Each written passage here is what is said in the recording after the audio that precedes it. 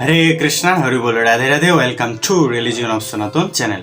তো কথা হচ্ছে, আজকে আমি আপনাদের সাথে যে বিষয়টি শেয়ার করব সেটা হচ্ছে কান্তজি মন্দির, অর্থাৎ দিনাজপুরে অবস্থিত কান্তজি মন্দিরে শ্রীমদ্ ভগবদ গীতা পাঠ, অর্থাৎ 20,000 ভক্তের মুখে পাঠ হবে এই ভগবদ গীতা। তো আমরা দেখতেছি দীর্ঘদিন ধরে এই ডেটটি পরিবর্তন হয়ে আসতেছে। প্রথমে আমরা শুনলাম 29 তারিখ, 29শে মার্চ হবে এটা। তারপরে এটা ডেট পরিবর্তন করা হয়ে এলো রোজার উপলক্ষে। তারপরে সেটাকে করা হলো 19শে এপ্রিল। সেটাকেও চেঞ্জ করা হয়েছে তৃতীয়বার। এখন ফাইনালি যেটা বলতেছে সেটা হচ্ছে 27শে এপ্রিল। 27শে এপ্রিল 14ই বৈশাখ রোজ শনিবার যথাসময়ে যথাস্থানে অনুষ্ঠানটি পালিত হবে। এখন কথা হচ্ছে, এই ডেট পরিবর্তনের আসলে কারণটা কি? তবে এর পিছনে অনেক কারণই থাকতে পারে। কথা হচ্ছে, আমরা যদি বাসায় একটা সিম্পল একটা বিয়ের আয়োজন করি, সেখানেও কিন্তু ম্যানেজমেন্ট করতে অনেক প্রবলেম হয়ে যায় বা অনেক চাপ নিতে হয়।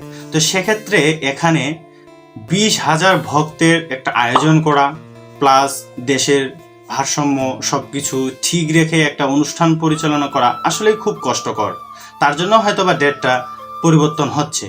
তবে এবার হয়তোবা আর পরিবর্তন হবে না, অর্থাৎ 27শে এপ্রিল রোজ শনিবার বা 14ই বৈশাখ 1431, অর্থাৎ যে শনিবারটা আসতেছে 27শে এপ্রিল, সেই সময় যথাসময়ে অনুষ্ঠিত হবে। কারণ এখানে প্রধান অতিথি হিসেবে উপস্থিত থাকতেছে ভূমিমন্ত্রী মাননীয় শ্রী নারায়ণ চন্দ্র, অর্থাৎ এখানে প্রধান অতিথি হিসেবে নিজের আসন অলঙ্কৃত করবেন।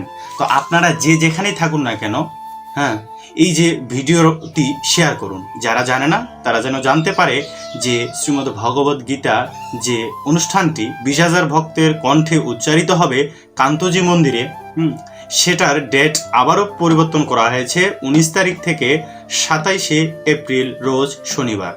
আপনারা যে যেখানেই থাকুন অবশ্যই এই অনুষ্ঠানে অংশগ্রহণ করবেন। হরে কৃষ্ণ।